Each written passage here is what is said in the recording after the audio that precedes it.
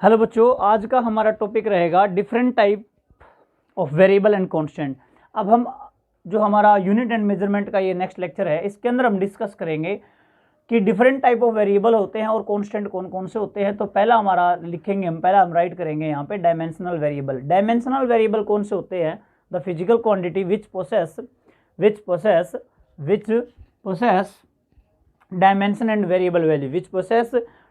And variable value, which possess dimension and variable value, which possess dimension and variable value। अब like example area, volume. अब इनके पास देखिए dimension है, लेकिन इनकी क्वांटिटी क्या हो सकती है? एरिया चेंज हो सकता है। जैसे एक एरिया तो क्या लेते हैं हम, एल बी लेते हैं, एल क्रॉस बी लेते हैं। एक क्या लेते हैं, पाई आर स्क्वायर लेते हैं। अब वैल्यू तो चेंज, डायमेंशन तो है ना, डायमेंशन तो अभी भी है, डायमेंशन है। देखिए इनकी डायमेंशन इसके भी हैं, डायमेंशन इसके भी हैं। तो हम क्या कर रहे हैं, लेकिन इनके चेंज हो रहे हैं। जैसे एक वॉल्यूम क्या लेते हैं, एल क्यूब लेते हैं, एक का हम क्या लेते हैं, 4/3 पाई आर क्यूब। अब देखिए बेसिकली देखोगे ना, अब इसके डायमेंशन से मिलेंगे इनके। एरिया के डायमेंशन क्या होता है, एल का square, this is the dimension होता है। अब इस एरिया के अकॉर्डिंग, इस फॉर्मूले के अकॉर्डिंग निकालोगे, ये आएगा बेटा। अगर इस फॉर्मूले के अकॉर्डिंग इसका डायमेंशन फाइंड आउट करेंगे हम, तो पाई क्या होता है, पाई के कोई डायमेंशन, पाई एक कांस्टेंट टर्म है।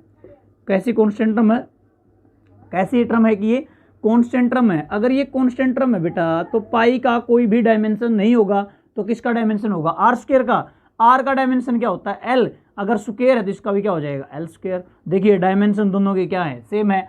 इसी प्रकार इसका फाइंड आउट करोगे, इसका डायमेंशन क्या आ जाएगा, एल क्यूब आ जाएगा।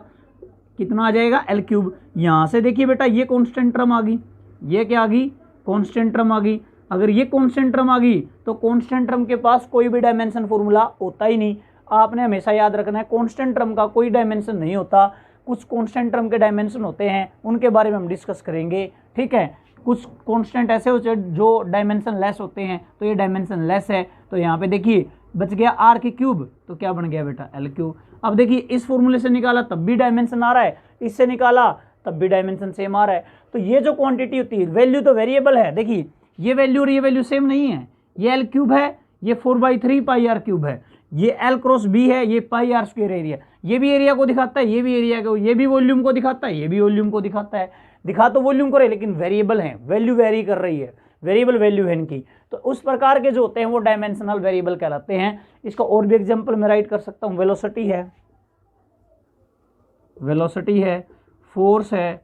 अब सोचोगे सर वेलोसिटी का फॉर्मूला तो डिस्प्लेसमेंट अपॉन टाइम ही होता है। नहीं बेटा, वेलोसिटी के बहुत सारे फॉर्मूले होते हैं, बहुत फॉर्मूले आते हैं वेलोसिटी के, अलग अलग फॉर्मूले आते हैं। मैग्नेटिक के चैप्टर में जाके देखोगे अलग फॉर्मूला आएगा, इलेक्ट्रिक के चैप्टर में जाके देखोगे अलग फॉर्मूला आएगा, अल्टरनेटिंग करंट के चैप्टर में जाके देखोगे अलग फॉर्मूला आएगा।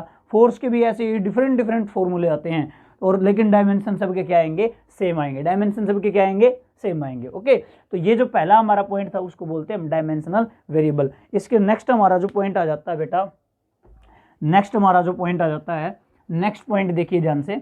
नेक्स्ट पॉइंट जो रहेगा वो ये रहेगा हमारा, नेक्स्ट पॉइंट में रहेगा हमारा dimensionless variable.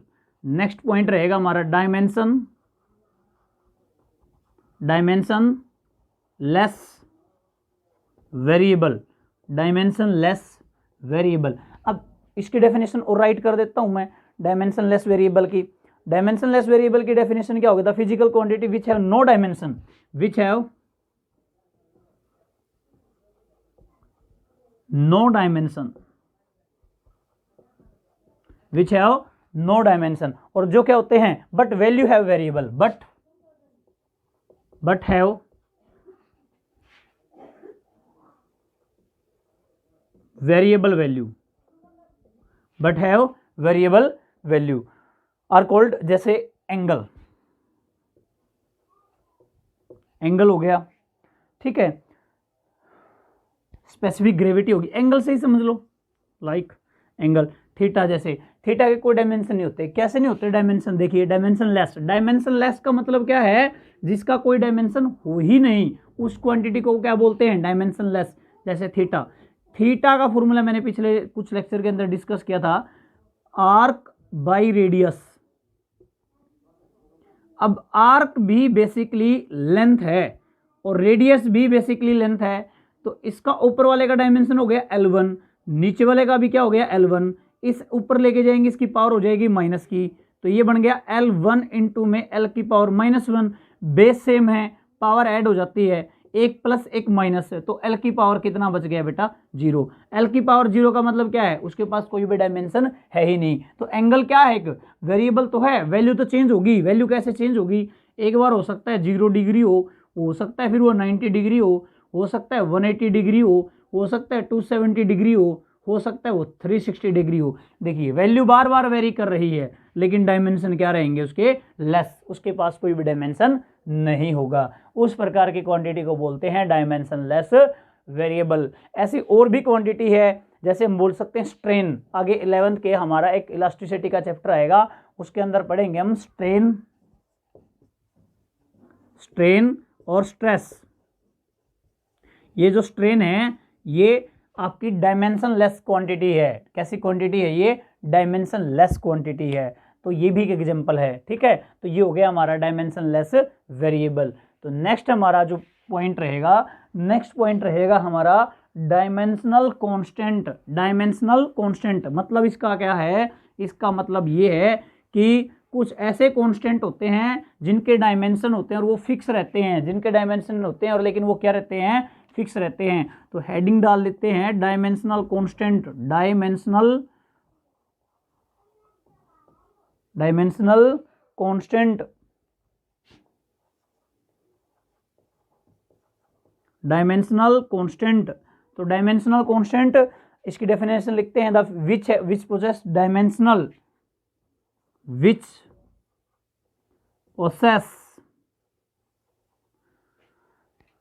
possess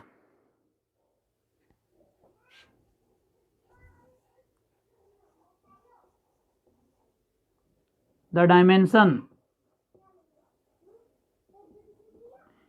but have constant value।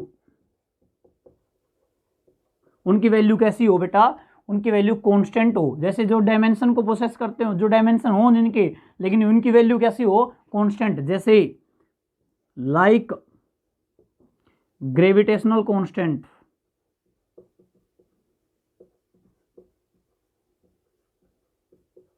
Gravitational constant.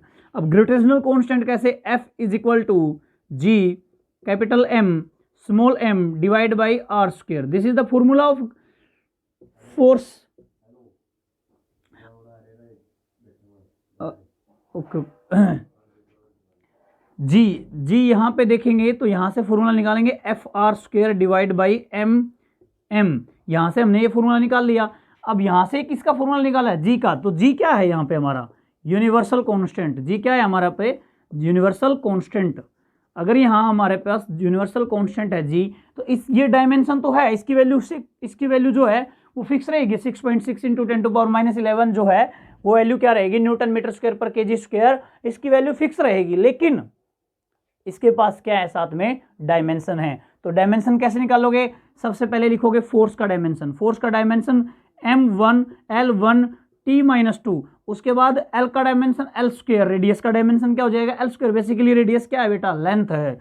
मास का हो जाएगा M1 इंटू में दूसरे मास का हो जाएगा M1 कितना हो जाएगा, बेस सेम पावर ऐड हो जाती है, तो ये बन गया बेटा M1 L1 T-2 इंटू में L2 डिवाइड बाई M की पावर 2। अब देखिए इस M को ऊपर लेके जाना है आपने। अब यहाँ देखो एक प्लस का है, ये भी प्लस का, तो ये कितना बन गया M की पावर 1 L की पावर 3 T की पावर -2 इंटू में जब इसको ऊपर लेके जाओगे तो किसकी आ जाएगी, माइनस की, तो ये माइनस का। अब देखिए दो माइनस का एक प्लस का, कितना बच गया, एक, तो बच गया M-1 L3 T-2। This is the dimension of gravitational constant. This is the dimension of gravitational constant. अब देखिए which possess dimension but have constant value. इनके पास क्या है, डायमेंशन है और कांस्टेंट वैल्यू भी है। इसकी वैल्यू भी कितनी होती है, 6.67 इंटू 10⁻11 न्यूटन मीटर स्क्वायर पर केजी स्क्वायर। वो वैल्यू हर न्यूमेरिकल के अंदर हर सिचुएशन में वो कांस्टेंट रहेगी। इसको यूनिवर्सल कांस्टेंट बोलते हैं। और ये कांस्टेंट यूनिवर्सल क्यों कहलाता है, क्योंकि इसका रीजन ये है कहीं भी जाओगे पूरे यूनिवर्स के अंदर ये वैल्यू क्या रहती है, फिक्स रहती है। अगर ये वैल्यू पूरे यूनिवर्स के अंदर फिक्स रहती है तो क्लियरली हम कह सकते हैं वैल्यू कांस्टेंट है, यूनिवर्सल कांस्टेंट है। ऐसे ही हमारा एग्जांपल और भी हो सकता है, फ्लैंक कांस्टेंट। ऐसे ही हमारा एग्जांपल कौन सा होता है, फ्लैंक कांस्टेंट। ये भी आप लिख सकते हो फ्लैंक कांस्टेंट, ठीक है। Boltzmann constant, light, speed of light c, वहां से हम इनके सबके डायमेंशन निकाल सकते हैं। आपने निकालने हैं फ्लैंक कांस्टेंट, फ्लैंक कांस्टेंट का डायमेंशन आपने निकालना है और वो क्या होता है, न्यू जो h होता है, h, इस फ्लैंक कांस्टेंट के डायमेंशन आपने फाइंड करने हैं, ठीक है। उसके बाद है डायमेंशन लेस कांस्टेंट। उसके बाद हमारा नेक्स्ट पॉइंट आ जाता है बेटा डायमेंशन लेस कांस्टेंट, जिसके पास डायमेंशन नहीं होते लेकिन वो कांस्टेंट होते हैं। अभी थोड़ी देर पहले मैंने एग्जांपल में कहा था कुछ हमारे पास डायमेंशन हैं लेकिन उनके क्या नहीं है, कांस्टेंट, और क्या नहीं है, डायमेंशन नहीं है। तो हम हेडिंग बना लेते हैं dimensionless constant. Dimensionless constant, dimensionless मतलब विच है no dimension but have constant value, constant value like pi. Pi का वैल्यू कितना है, 22/7। इसका कोई डायमेंशन नहीं होता लेकिन वैल्यू क्या रहती है, हमेशा कांस्टेंट रहती है। जो वैल्यू क्या रहे, कांस्टेंट। ये ऐसे बहुत सारी चीजें, जैसे नेचुरल नंबर है, 1 है, 2 है, 3 है, 4 है, 5, 6, 7, ऐसे नेचुरल नंबर, उन सब के क्या वैल्यू क्या है, कांस्टेंट है। अगर वैल्यू कांस्टेंट है तो सिंपल सी हम कह सकते हैं बेटा डायमेंशन जो कांस्टेंट होंगे उनको जो हम जिक्र कर रहे हैं डायमेंशन लेस कांस्टेंट, उनका कभी भी कोई डायमेंशन नहीं होता। इंपॉर्टेंट है ये, न्यूमेरिकल के अंदर आपको जैसे बोल दिया जाए भी काइनेटिक एनर्जी के डायमेंशन निकालने, काइनेटिक एनर्जी का फॉर्मूला होता है हाफ mv²। अगर आपको इसका ही नहीं पता कि डायमेंशन लेस कांस्टेंट, जैसे हाफ है, हाफ क्या एक नंबर है, नंबर है, ये भी तो नंबर है, नंबर है, इनके कोई डायमेंशन नहीं होता, तो इसका मतलब आपने समझ लेना इसका कोई डायमेंशन नहीं है। हमें किस किस के डायमेंशन लिखने, सिर्फ mv² के डायमेंशन लिखने। This is the important, this property is important, इसलिए हमने ये प्रॉपर्टी पढ़ी है, क्योंकि जब हम आगे जाके हम न्यूमेरिकल करेंगे, नेक्स्ट लेक्चर के अंदर हम पढ़ेंगे use of dimension. Use of dimension को मैं अलग अलग बताऊंगा आपको, 3-4 यूज हैं, उन सब यूज पढ़ेंगे, उनके सब न्यूमेरिकल करेंगे। जो IIT PMT NIT वगैरह, जो हमारे NTSC वगैरह के अंदर जो क्वेश्चन पहले आ चुके हैं, वो हमें क्वेश्चन आपको बोर्ड के ऊपर करवाऊंगा, तो उनसे आपको पता चलेगा, आपका डायमेंशन एनालिसिस बिल्कुल क्लियर हो जाएगा, कोई दिक्कत नहीं होगी। Okay, thank you. आपने इतना ही करना है, जो भी क्वेश्चन है वो पीछे वाले आपको मैंने प्रेशर का करवाया, आपका चेक करना आपने सही किया है या गलत किया है। Thank you.